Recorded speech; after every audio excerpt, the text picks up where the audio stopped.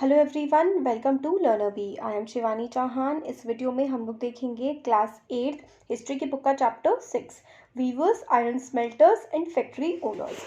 तो देखिए, वीवर्स होते हैं बुनकर, आयरन स्मेल्टर्स जो आयरन को पिघलाते हैं और उसका काम करते हैं, और फैक्ट्री ओनर्स जिनकी फैक्ट्रियाँ होती हैं। तो इनके बारे में बेसिकली इस चैप्टर में, इससे पहले हम लोगों ने फार्मर्स वगैरह के बारे में काफ़ी कुछ देख लिया है ना, और आर्मी वालों के बारे में। इसमें हम लोग इंडस्ट्रियलाइजेशन, जो कि इंडस्ट्रीज थी उसमें वर्कर्स थे, कौन कौन कारीगर थे, उनके बारे में देखने वाले हैं। तो ये जो पिक्चर है ये सूरत की पिक्चर है। 17वीं सेंचुरी में जो सूरत था गुजरात में, मतलब सूरत है गुजरात में, उस वेस्ट कोस्ट है इंडिया का। जैसे कि अगर सपोज करिए ये इंडिया का मैप आप बनाइए ऐसे करके, तो यहाँ पे ऐसे, यहाँ गुजरात आता है ना, गुजरात में सूरत पड़ता है।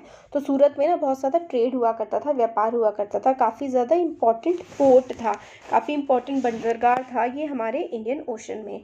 और इंग्लिश हो गए, इंग्लिश यानी कि अंग्रेज़, ब्रिटिश और डच हो गए, डच जो नेदरलैंड्स वाले हैं, ये ट्रेड काफ़ी ज़्यादा किया करते थे इस सूरत वाले पोर्ट से। 17वीं सेंचुरी तक ये पोर्ट काफ़ी ज़्यादा फला फूला था, और 17वीं सेंचुरी के बाद 18वीं सेंचुरी आते आते सूरत के पोर्ट की इम्पोर्टेंस पहले की अपेक्षा काफ़ी कम हो गई थी। इस चैप्टर में हम स्टोरी पढ़ेंगे क्राफ्ट्स की, इंडस्ट्रीज की of India during British rule by focusing on two industries, textile और आयरन एंड स्टील। तो ये जो चैप्टर है, इस चैप्टर में हम लोग पढ़ने वाले हैं कहानी क्राफ्ट्स की, इंडस्ट्रीज़ की। क्राफ्ट जैसे कि बुनकर हो गए, लोहार हो गए, है ना, अलग अलग टाइप के क्राफ्ट्स के बारे में। और मेनली दो इंडस्ट्रीज़ पे फोकस करेंगे, टेक्सटाइल जो कि कपड़े की इंडस्ट्री होती है, और आयरन एंड स्टील, लोहा स्टील ये सब बनाने वाली जो इंडस्ट्री होती है, इस पर हम इस चैप्टर में फोकस करेंगे। ये दोनों ही इंडस्ट्री काफ़ी ज़्यादा इंपॉर्टेंट रही हैं। मॉडर्न वर्ल्ड जो आया है ना, आज हम इतना इंडस्ट्रियलाइजेशन देखते हैं, इतने मतलब बड़े बड़े शहर देखते हैं, फैक्ट्रियाँ देखते हैं, बिल्डिंग्स देखते हैं। बिल्डिंग्स में क्या लगता है? लोहा लगता है। हम क्या पहनते हैं? कपड़े पहनते हैं। तो इन इंडस्ट्रीज़ में कितना रिवॉल्यूशन आया, पूरे वर्ल्ड में कितना बदलाव आया, वो हम देखने वाले हैं। Machine mechanized production of cotton textile made Britain the foremost industrial nation in the 19वीं सेंचुरी। तो जो मैकेनाइज्ड प्रोडक्शन था, मतलब फैक्ट्रियों में जो कपड़े का प्रोडक्शन होने लगा था, इसकी वजह से ब्रिटेन इंडस्ट्रियल नेशन, जो कारीगर मतलब जो होते हैं ना, फैक्ट्रियाँ होती हैं, वहाँ पे बहुत ज़्यादा लगने लगी थी, इससे वो काफ़ी ज़्यादा आगे निकल गया था ब्रिटेन। आयरन और स्टील इंडस्ट्री जो है वो ग्रो करनी शुरू हुई थी 1850s में, और ब्रिटेन को वर्कशॉप ऑफ द वर्ल्ड कहा जाने लगा था। वर्कशॉप ऑफ द वर्ल्ड मतलब दुनिया का जो कारखाना है, यहाँ पे बहुत ज़्यादा फैक्ट्रीज हैं, बहुत ज़्यादा लोग काम करते हैं। ब्रिटेन दुनिया का कारखाना बन गया था, वर्कशॉप बन गया था जहाँ पर काम होता है। इंडस्ट्रियलाइजेशन जो है ब्रिटेन में, उसको हम लोग कनेक्शन करके देख सकते हैं। जो इंडिया को जीता गया और इंडिया को गुलाम बनाया गया, भारत को, उससे हम कनेक्शन करके देख सकते हैं, क्योंकि वहाँ पे इतना ज़्यादा सामान बनने लगा था कि उनको बेचने के लिए भी तो चाहिए था। फिर उनको रॉ मटेरियल चाहिए था, क्योंकि वहाँ पे कॉटन नहीं उगता है। कॉटन वो इंडिया से ले जाते थे और कपड़ा बना करके अपनी इंडस्ट्रीज़ में इंडिया में बेचते थे। तो उनको बहुत सारी चीज़ों के लिए अब देश चाहिए थे। तो ईस्ट इंडिया कंपनी जो थी, उसको व्यापार में इंटरेस्ट था, और व्यापार से उन्होंने देशों पे कब्जे करने शुरू कर दिए थे, और यही पैटर्न पूरी दुनिया में चला था लगभग कई 200-300 सालों तक।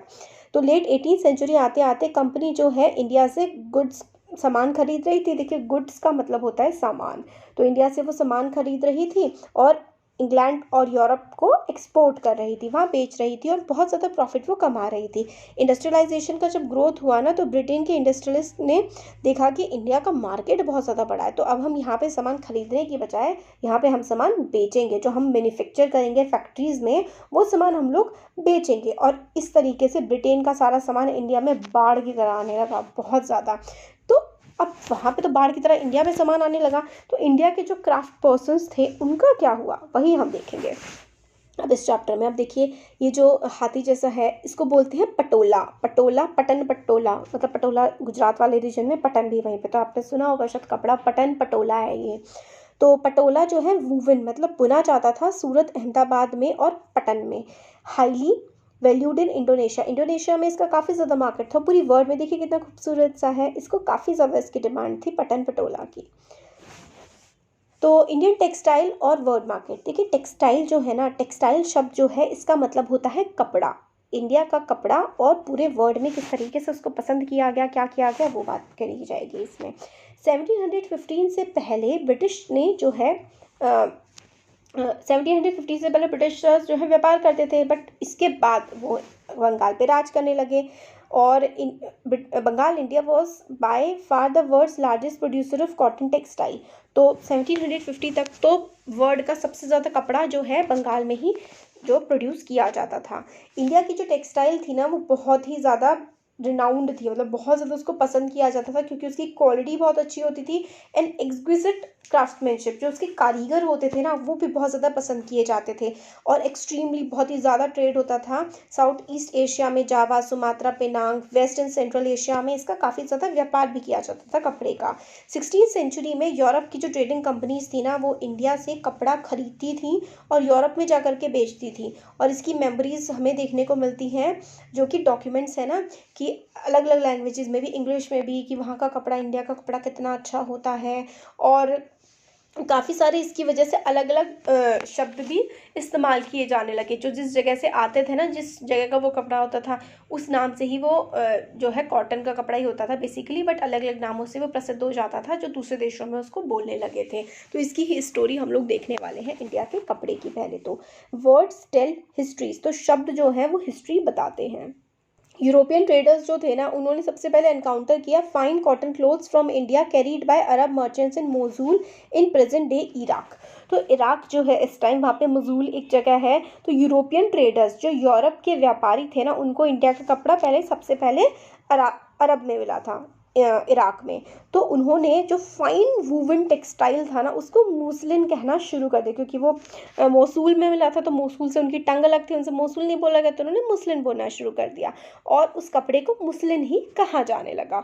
तो फाइनली वूवन टेक्सटाइल मतलब बहुत ही गजब का कपड़ा होता था, उसको मुस्लिन कहा जाता था। जब पोर्टुगीज इंडिया आए तो उन्होंने, वो मसालों की सर्च में आए थे, हमारे देश के केरला वाले रीजन में खूब मसाले होते हैं, सर्च ऑफ स्पाइसेस आए थे वो कैलीकट में आए। तो जो Kerala coast in the south west Asia, तो सॉरी साउथ वेस्ट इंडिया वाला जो पार्ट है केरला में, पोर्टुगीज लोग आए तो वहाँ पे भी इन लोगों ने कॉटन टेक्सटाइल लेके गए यूरोप को और मसाले भी ले गए। और तो उस कपड़े को उन्होंने क्या कहा, कैलिको कहा, जो कि कैलीकट जगह है केरला में, तो उस कपड़े का नाम कैलिको पड़ गया। जैसे ही मोसूल से, जो कि यूरोपियंस को इंडिया का कपड़ा मोसूल में मिला था तो उसको मुस्लिम कहा जाने लगा, ऐसे ही कैलीकट से जो कपड़ा गया उसको कैलिको कहा जाने लगा और कैलिको कॉटन टेक्सटाइल के लिए एक जनरल नेम बन गया। तो ये ना चीज़ें बहुत इंपॉर्टेंट है। ये क्या है, कैलिको क्या है, ये मुस्लिन क्या है, ये टेक्सटाइल है, ये कपड़ा है, ये आपको याद रखना है, इंपॉर्टेंट है ये। तो काफ़ी सारे other words which point two the popularity of Indian textile, काफ़ी और भी शब्द हैं जो कि पॉपुलैरिटी कितनी ज़्यादा थी वेस्टर्न मार्केट में इंडियन कपड़े की, वो हमें पता लगता है फिगर 3 में। ये देखिए यहाँ पर कि ये अलग अलग इतना डिमांड है, कि कितना डिमांड है, कितना प्रॉफिट हुआ, कितने का आया, ये सारा का सारा पूरा उनका ब्यौरा रखा जाता था। तो काफ़ी सारे वर्ड्स जो थे इंडिया के पॉपुलर थे वेस्टर्न मार्केट्स में, हम लोग इस किताब में देख सकते हैं। ईस्ट इंडिया कंपनी के रिप्रेजेंटेटिव्स 1730 में कलकत्ता आए थे तो अलग अलग टाइप का कपड़ा उन्होंने खरीदा था। ऑर्डर बुक में देखा था कितने ज़्यादा 5,89,000 पीसेज ऑफ क्लोथ्स जो हैं इस ऑर्डर बुक में हमें मिलते हैं और 98 वेराइटीज़ थी कॉटन की और सिल्क की, जो कि अंग्रेज़ यहाँ से लेकर के जाते थे, व्यापार करते थे। अंग्रेज़ ही नहीं, अलग अलग देश में जाता था इंडिया का कपड़ा। और कॉमन नेम यूरोप का था trade as piece goods, usually woven cloths pieces that were 20 yards and 1 yard wide. तो इन सब क्लोथ्स का, इतने मेजरमेंट्स का व्यापार किया जाता था। तो पेज है ईस्ट इंडिया बुक की कंपनी का, नोटिस करिए कि मतलब आराम से इसको रखा गया है कि इंडिया में कितना प्राइस है, लंदन में कितना है, ये सारा का सारा पूरा इसमें ब्यौरा दिया गया है।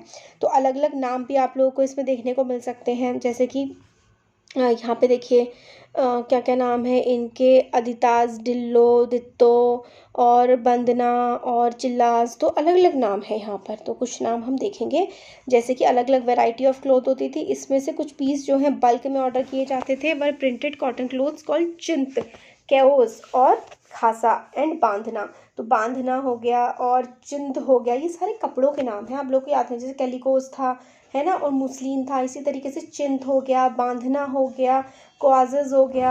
और do you know where the English term chintz come from, तो आपको पता है कि जो इंग्लिश टर्म चिंत्स है ये कहाँ से आता है, ये हिंदी शब्द चित्त से होता है।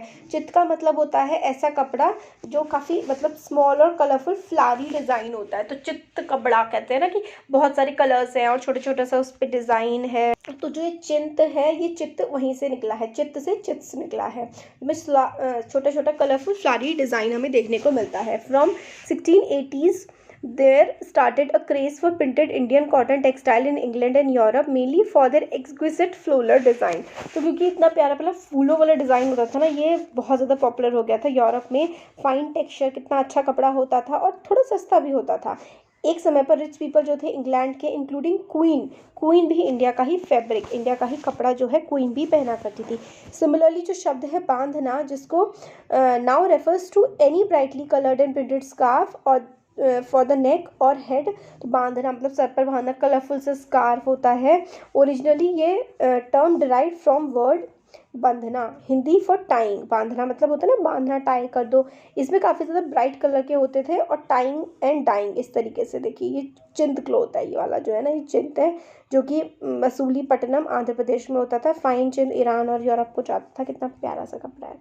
और ये बांधना डिज़ाइन है, मतलब छोटे छोटे जो स्कार्फ होते हैं, आप भी देखते हैं ना, काफ़ी कलरफुल से आते हैं। वही बांधना जो है कपड़ा, इसका बीच में लाइन भी बताई जाती थी कि यहाँ से आपको इसका पार्टीशन करके बांधना है, तो ये भी बता दिया जाता था। तो काफ़ी सारे क्लोथ्स होते हैं, were other clothes in order book that were noted. तो ऑर्डर बुक ये जो थी, हमने देखा था ना, ये वाला पेज था, इसमें और भी हम लोगों को क्लोथ्स देखने को मिलते हैं, जहाँ कासिम बाज़ार, पटना, कलकत्ता, उड़ीसा, चारपुर, अलग अलग जगह से आए हुए और वाइड स्प्रेड, मतलब काफ़ी ज़्यादा ये पॉपुलर हो गए थे दुनिया के अलग अलग पार्ट्स में। दुनिया के अलग अलग पार्ट्स में ना इंडिया का जो क्लोथ था वो काफ़ी ज़्यादा फेमस हो गया था।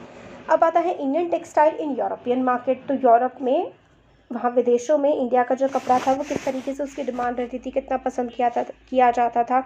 अर्ली 18th सेंचुरी की अगर हम बात करें, worried by the popularity of Indian textile. Early 18th century में जो इंडिया का कपड़ा था उसकी पॉपुलैरिटी से, इंडिया के वूल से, सिल्क मेकर्स जो इंग्लैंड के थे ना, वो काफ़ी ज़्यादा मतलब परेशान हो गए थे कि भाई इंडिया से ही कपड़ा आने लगेगा सारा का सारा, तो हम कैसे ग्रो करेंगे। तो उन्होंने प्रोटेस्ट करना शुरू कर दिया था कि इंडिया से ये सारा कपड़ा ना लाया जाए। कहाँ पर? इंग्लैंड में। 1720 में ब्रिटिश गवर्नमेंट ने एक एक्ट अनाउंस कर दिया था, एनेक्ट कर दिया था कि भाई कोई भी प्रिंटेड कॉटन टेक्सटाइल जो कि चिंद है वो इंग्लैंड में नहीं यूज़ होगा। इंटरेस्टिंग एक्ट जो है उसको कैलिको एक्ट कहा गया।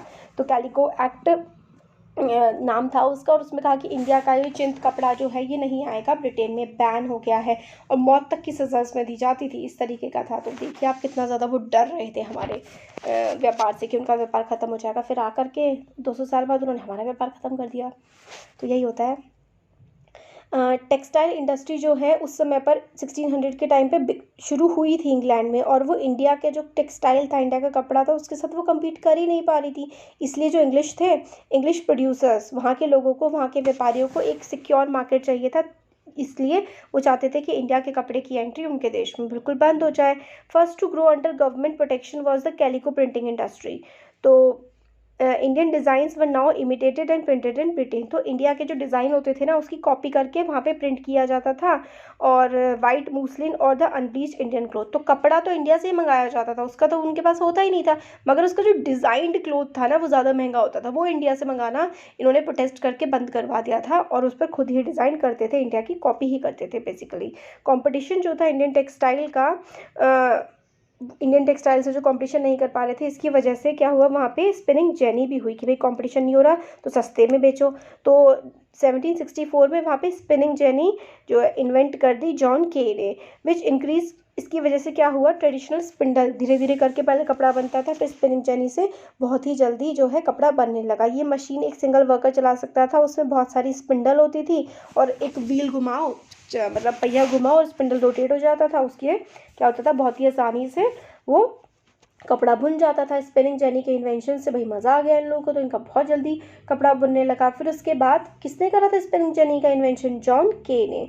और फिर उसके बाद क्या हुआ कि स्टीम इंजन का इन्वेंशन कर दिया रिचर्ड आर्कवर्थ ने 1786 से। इससे तो भाई रिवॉल्यूशनाइज हो गया।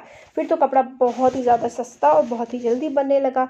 तो बहुत ज़्यादा सस्ता कपड़ा बहुत जल्दी बनने लगा। तो स्टीम इंजन और स्पिनिंग जेनी से इंडस्ट्रियल रिवॉल्यूशन में मतलब बिल्कुल बाढ़ सी आ गई। फिर तो सारा का सारा काम इंडस्ट्री में होने लगा। तो एक वर्कर कितना काम कर पाएगा मशीनों के कंपैरिजन में, है ना। तो वहाँ का कपड़ा बहुत ज़्यादा प्रोड्यूस होने लगा।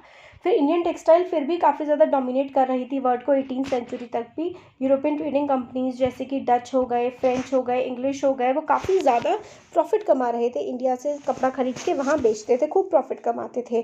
कंपनीज जो कि कॉटन और सिल्क परचेज करती थी इंडिया से, वो पहले तो इंपोर्ट करती थी सिल्वर, मतलब यहाँ से वो कपड़ा किस में खरीदते थे, चांदी बेच, वो हमें चांदी देते थे, हम उन्हें कपड़ा देते थे। तो पहले तो यही चलता था। बट जैसे कि चैप्टर 2 में आपने देखा कि जैसे ईस्ट इंडिया कंपनी ने पॉलिटिकल पावर ले ली, उन्होंने कब्जा कर लिया, तो बस अब कोई वहाँ से सिल्वर आता ही नहीं था, और अब वो कोई प्रेशियस मटेरियल जो यहाँ से कर इकट्ठा करते थे वो उसी से वो कपड़ा खरीद लेते थे, वो भी बहुत ज़्यादा सस्ते दामों पर। तो अब उनकी चांदी भी नहीं इंडिया में आती थी, पहले तो खूब आती थी, यहाँ तो उन्हें चांदी हो गई। चांदी हो गई तो यहीं से तो बना है ये कि मतलब खूब सारा कपड़ा बेच दिया, खूब सारी चांदी मिल गई तो चांदी हो गई। तो इस तरीके से कहावतें बनी हुई हैं, देख रहे हैं आप। तो वही ईस्ट इंडिया कंपनी जो है उसने काफ़ी ज़्यादा पॉलिटिकल कंट्रोल कर लिया था बंगाल पे। अब उसको कोई भी प्रेशियस मेटल, कोई कीमती जेवर वगैरह देने नहीं पड़ते थे, और आराम से वो रेवेन्यू जो है कर इकट्ठा करते थे पीजेंट से, ज़मींदार से इंडिया में, और उसी से इंडिया का कपड़ा खरीद लिया करते थे। तो स्पेलिंग जर्नी, और ये देखिए ये व्यू दिखा रखा है कि किस तरीके से व्यापार हो रहा है कोची में। डच सेटलमेंट थी कोची में, और कैसे वहाँ पे व्यापार चल रहा था, इसके बारे में ही हमें इस पिक्चर में दिखाया गया है। अब आता है major centre of weaving in the country. तो वीविंग जहाँ पर बुनाई होती थी, मेजर सेंटर आप इस मैप में देख सकते हैं। तो यहाँ पर देखिए गोवा में, और मतलब अलग अलग जगह मेजर वीविंग सेंटर हमें यहाँ पर देखने को मिलते हैं। तो चिंत कहाँ पे मिलता है, सिल्क जहाँ पे ट्रायंगल है वहाँ पे सिल्क मिल रहा है, और प्लेन वाइट, तो अलग अलग आप लोग देख सकते हैं। अब वीविंग सेंटर थे, मैप में आपको समझ में आ जाएगा कि टेक्सटाइल प्रोडक्शन कहाँ पे होता था, ज़्यादातर उन इलाकों में होता था जहाँ से बाहर भी भेजा जा सके। तो यही देखिए इनिशियली कहाँ पर है, जो बिल्कुल कोने कोने पर है, जहाँ पर पोर्ट्स है पास में, अलग अलग जगह भेजा जा सके। तो यहाँ से फिर इधर पोर्ट्स वगैरह पे आता था, और पूरी दुनिया में ये सामान बेचा जाता था। तो यही इसमें हमें बताया गया है। अब हु वर द वीवर्स, तो जो वीवर्स थे, जो बुनकर थे, वो लोग कौन थे। तो वीवर्स जो हैं वो वीविंग का काम किया करते थे, और स्किल जो है जनरेशन टू जनरेशन पास होती जाती थी। तो the tanti weavers of Bengal, the julahas और momin weavers of north India, sale और kaikollar and devangas of south India are some of the communities famous for weaving. तो ये भी आप लोगों को याद रखना ज़रूरी है कि कौन कौन सी कम्युनिटीज़ वीव किया करती थी, बुनकर कौन कौन हुआ करते थे। तो तंती जो है वो बंगाल के होते थे, जुलाहा जो है या फिर मोइम आप कह सकते हैं नॉर्थ इंडिया के, साले और कईकोलर और देवंगा साउथ इंडिया के वीवर्स हुआ करते थे। तो फर्स्ट स्टेज जो थी प्रोडक्शन की वॉज स्पिनिंग। सबसे पहले आप स्पिनिंग करेंगे, a work done mostly bye women. तो स्पिन करेंगे, उनमें से धागा वागा जो होता है। फिर द चरखा एंड तकली were the house hold spinning instrument. तो रुई होती है ना, रुई को काटना, तो रुई जो काटी जाती है ना उसको ही हम लोग स्पिनिंग बोलते हैं। तो रुई से आप लोगों ने कुछ मोटा सा धागा बना लिया। The thread was spun on the charkha and rolled on the takli. तो चरखा और तकली पर आप लोगों ने धागा निकाल लिया रुई से। When the spinning was over the thread was woven into cloth via weaver. तो धागा आपका बन गया, स्पिनिंग हो गई तो धागा बन गया रुई से। अभी जो धागा है इसको जोड़ा जाता है वीवर। जो वीवर होता है ना, बुनकर जो होता है, वो इस धागे को जोड़ता है। ज़्यादातर communities, in most communities weaving was a task done by man. Weaving का काम मैन करते थे और स्पिनिंग का काम वुमेन करते थे। और कलर टेक्सटाइल, जो कलर धागे होते थे उसको डाई किया जाता था ना, कलर अलग अलग कलर से डाई करते थे, नोन एज रंगरेज। तो रंगरेज मतलब रंग डाला जाता था उस पर। Printed cloth, for the printed cloth the weavers needed the help of specialist block printers known as चिप्पाकार। तो ये भी आपको याद रखना है कि चिप्पीकार कौन होते थे, जो चिपका के मतलब ठप्पा सा मार देते थे उस कपड़े पे, और अलग अलग उस पर डिज़ाइन बन जाते थे। तो ये चीज़ इंपॉर्टेंट है कि चिप्पीकार कौन होते थे। तो ब्लॉक प्रिंटर्स, ब्लॉक की प्रिंटिंग कर देते थे वो कपड़े पे। और handloom weaving and the occupation associated with it provided livelihood for the millions of Indians. तो लाखों, हज़ारों लाखों इंडियंस जो है इस काम में लगे हुए थे। तो ये पिक्चर जो है वो तंती वीवर ऑफ बंगाल की दिखा रखी है, पेंटेड बाय बेल्जियम पेंटर, और तंती वीवर जो है वो अपना काम कर रहा है। अब इंडियन टेक्सटाइल जो है वो डिक्लाइन होने लगी, उसका काफ़ी ज़्यादा उसमें गिराव आने लगा, और फिर कैसे कैसे कॉटन मिल्स वगैरह उठ करके फिर आई। तो ये सारा का सारा ना हम लोग नेक्स्ट वीडियो में आप दिखेंगे। तो कैसा लगा वीडियो ज़रूर बताइए, अच्छा लगा तो लाइक करिए, चैनल को सब्सक्राइब करिए, अपने फ्रेंड्स के साथ शेयर करिए। Thank you.